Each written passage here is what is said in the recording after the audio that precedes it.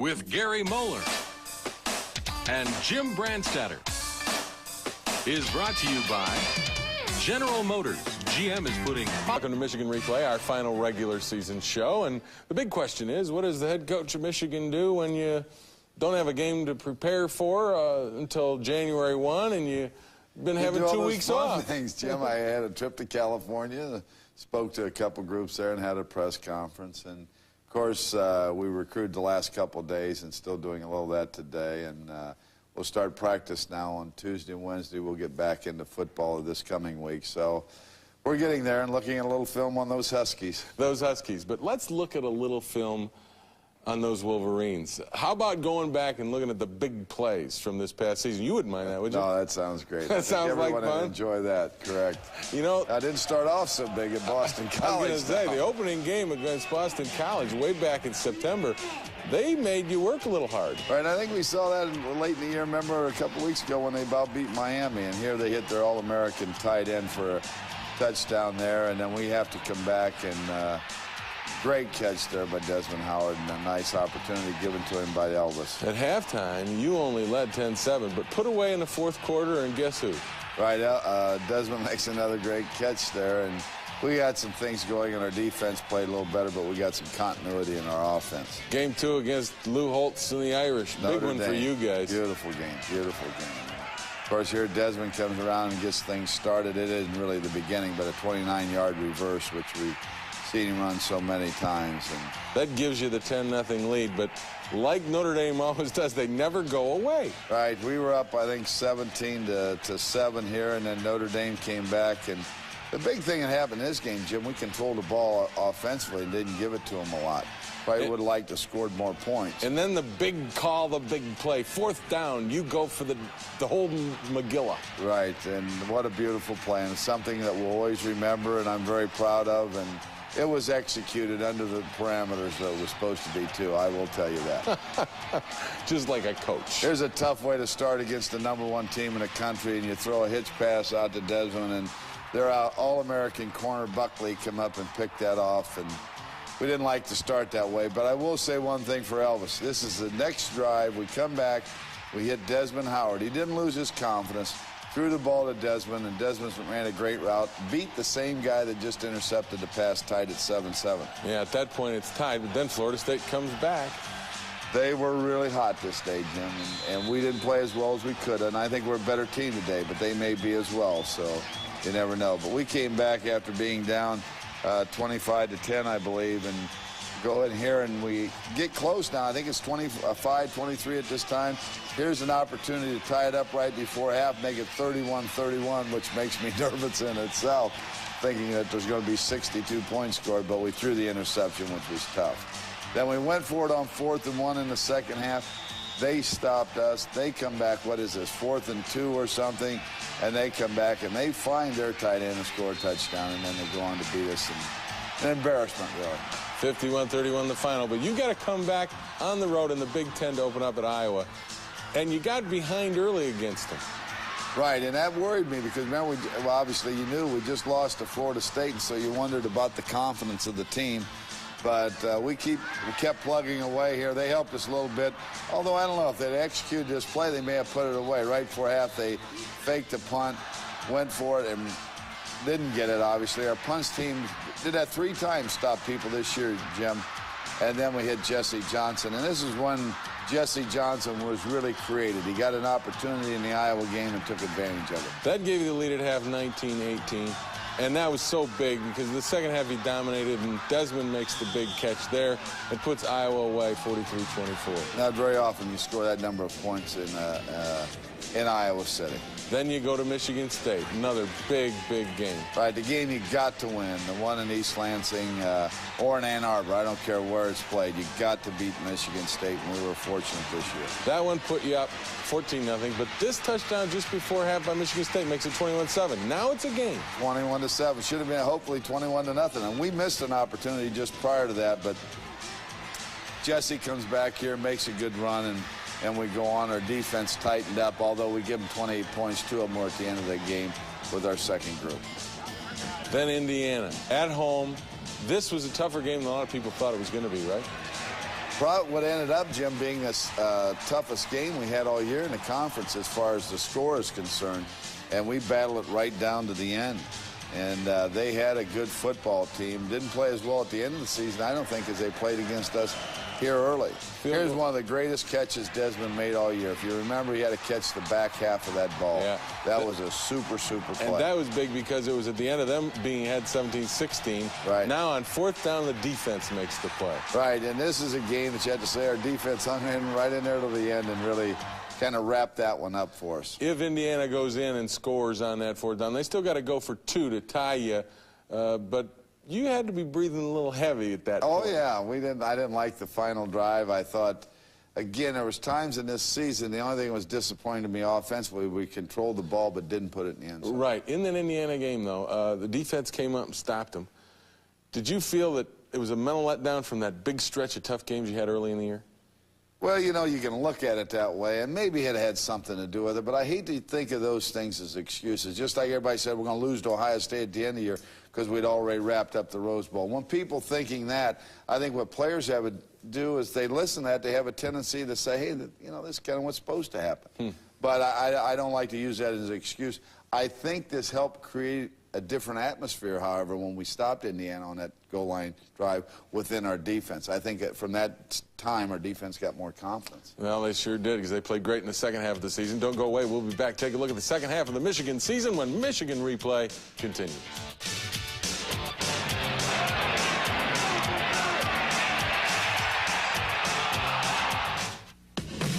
We asked California artist Ed Lister to give in Minnesota on a Friday night. But you blew them out, and part of the reason was they helped you early. Right, they fumbled the ball in the first couple possessions, Jim, because I was concerned about this one, going up there in that World Series, making us play on a Friday rather than the traditional Saturday. But as it was, it worked out well because we got the early breaks and our kids continued on. Powers' touchdown makes it 14-0. It's still in the first quarter. Right, and here's Yale Van Dyne. Elvis goes back and hits him on a post route after they double coverage went to Desmond. And that's what makes you a complete team. And then here, of course, is a big one to Desmond, a 60-some-yarder that Elvis just throws a little short but smart. I mean, the key there is throw it over the head of the defender so your receiver's got a chance. And then, of course, 52-6, you'd like to see that a lot. You sure do. Right. And then you come back home and you've got Purdue. Purdue a little bit of a concern because of their quarterback, but they, again, hurt themselves. Started out at the beginning, and here you have Otis Williams going in, and the ball gets bounced around. Deion Johnson recovers it. Gives us the great field position that we need. Come back, Ricky Powers up the middle. Blocked them real well in the running game early. And you were concerned about their defense. Right. Jim, and I know I don't want to take away from the running of Powers, Johnson, and Wheatley and all those kids, but you know it helps when you have some great blocking. Here was one of Desmond's probably finest runs, I think, weaving his way through on really what amounts to a flanker screen, and he has to run through all the would-be tacklers up there with our people blocking him. That was second quarter, put you up 14-0, and then in the third quarter, there's that man, number 21 again. Smart coaching, Jim. Just knowing what to do with the ball. Smart coaching. No, he does a great job. Give it to 21. What's smart about that? I don't know. I think there's a lot of people who figure that one out. You get a big play against Northwestern early, and again, it's Desmond. First play of the game. Yeah, and first we play get out well blocked. Matt Elliott was way out there in front, got a block. They play a lot of man-to-man coverage. You can see now no one's left once Desmond beats the one guy. And the other thing about it makes the game easy. You're up 7-0 before there's 40 seconds gone. Exactly. You're pretty good shape. And makes them a little nervous and takes a little confidence away, particularly playing in our stadium. Then Ricky Powers goes in. At this point, it's 21-0, and basically Northwestern now has got to be questioning their confidence. Right, and then at the end of the game, Tyrone rips off, Wheatley rips off a beautiful run there. Shows great speed and balance, jumping over a couple would-be tacklers, and goes in some 70 yards for a touchdown. 59-14, the win over Northwestern, but then another big test on the road at Illinois. It's exciting, Jim, when you go down there to play in a hostile environment. And we moved the ball a lot, but we didn't score. Fumbled once inside the 1, once inside the 18, but David Ritter there knocks the ball away from Verduzco, and Brian Townsend, what a year, makes the fumble recovery. Then we come back and get single coverage on Desmond and Elvis throws in the ball for the touchdown. 10-0 at that point. Then they come back. You're ahead 13-0, but it's not over, and you make a great defensive play. Now, we had to do this because they're chipping away at us, hitting the short passes, controlling the ball to some degree, moving it down, but never scoring a touchdown. That's still the secret. The play that put it away, 13-0, you move the ball down the field, and Desmond gets it done on a reverse. Right, does a good job on the cutback here, and a pretty well blocked play, but obviously it takes a guy like his running ability to put it in the end zone. 20-0, you win. Then you go to the big one against Ohio State at home, and here's your Mr. Trickery what a play. beautiful play here, huh, Jim? You're rolling the dice. You're right. No, not really. That was coached for a long period of time, and we knew when the right time came in the season we were going to use it. Sets up a touchdown, we go in and score. Then Lance Dotton comes back, picks off a ball against Graham, their quarterback, and runs it back inside the 15 and sets up our second touchdown. The thing was, our defense did this a lot all year, but what we didn't do last year a number of times, our offense cashed in on them, and this year we did. Jesse Johnson goes in at that point. It's 14-3, and you're up 17-3. And as you say, this is where you did your best job coaching, right? Exactly. This is the guy. This is what I coach, right? This is your coaching. If the fans want to understand what I do, Jim, right from there on, that's what I coach. Now, there aren't a lot of people who do that as well as I do it, because you don't see it a lot. You know, there aren't a lot of people who can do it as well as number 21 either. Yeah, exactly. Yeah, I might have maybe it was the recruiting, not the coaching. Well, you win that one 31-3, and it's a 10-1 season, and just a fabulous year, really. Coming off a year where you lost 3 and kind of was disappointing, even though it was a good year and you won a Gator Bowl game, this year had to be a storybook, I guess. Yeah, you're right, Jim. And I think you go back to the Ohio State game when we kicked that field goal, played so well in the Gator Bowl, started this group off. I really think it gave them the confidence. And I don't know if we'll ever have another year like this, quite with the guys and stuff, their attitudes and things. But we'll try to match it in several years, but it's very difficult to do. It's a good group. Obviously, the 4th Big Ten championship in a row for Michigan. Don't go away. We'll come back and look at the academic coach when Michigan Replay continues.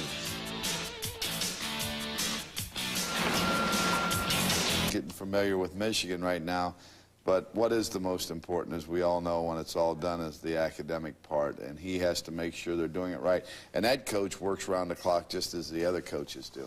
Yep, and he's doing a good job at it. The Washington Huskies did a pretty good job this year. Don't go away. We'll be back, take a sneak peek at those Huskies when Michigan Replay continues. You know, they have a chance at number 1. I think we still have a chance at number 1. Depends on what happens in the other bowl games. And, you know, the only thing that the two teams can do at this point is just go out and play. It's not really up to us as far as who's number 1, who's number 2, and so forth. You can just go out and play. And I think that if both teams take that attitude, you're going to see, you know, one heck of a game.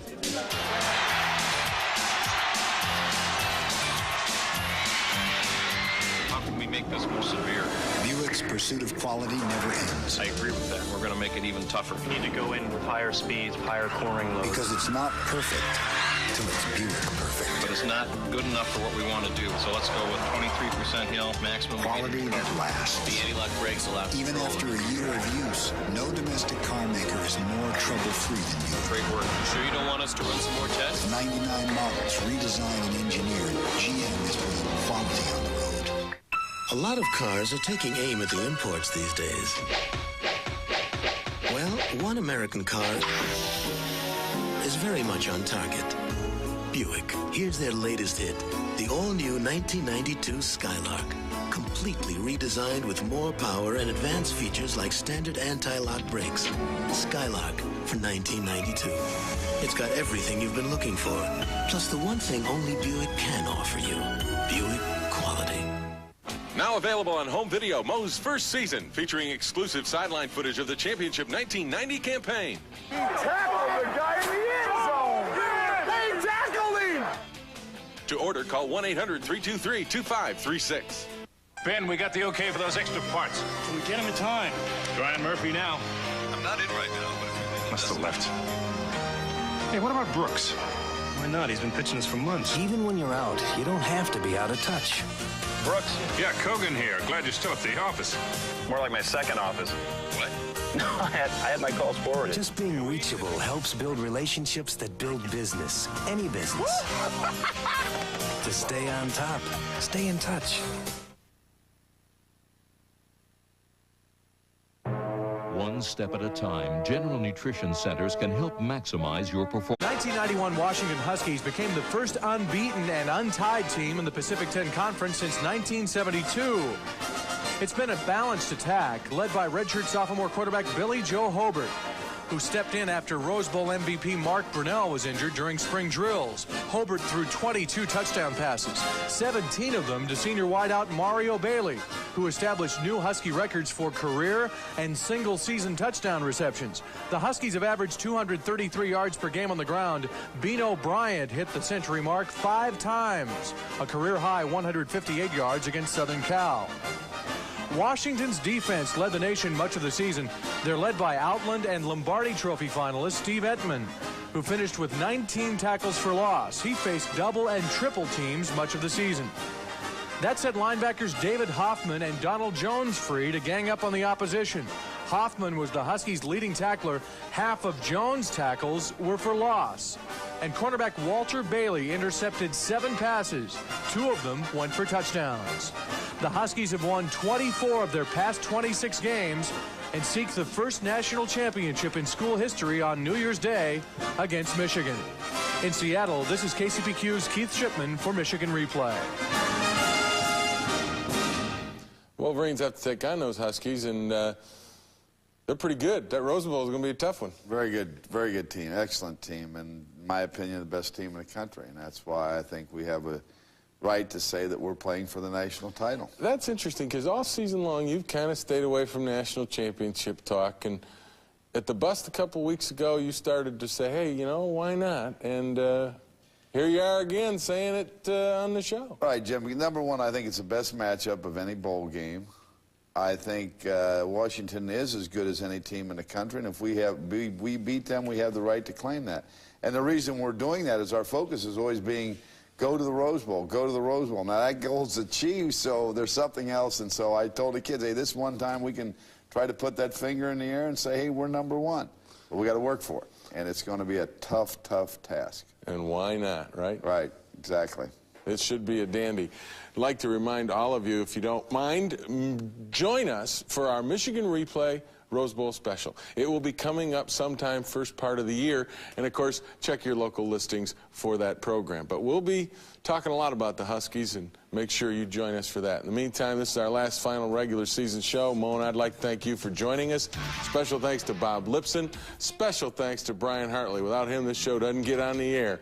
Our editors and shooters, Tad Van Scoyk and Bob Berg. Our director, Alex Kimbrough.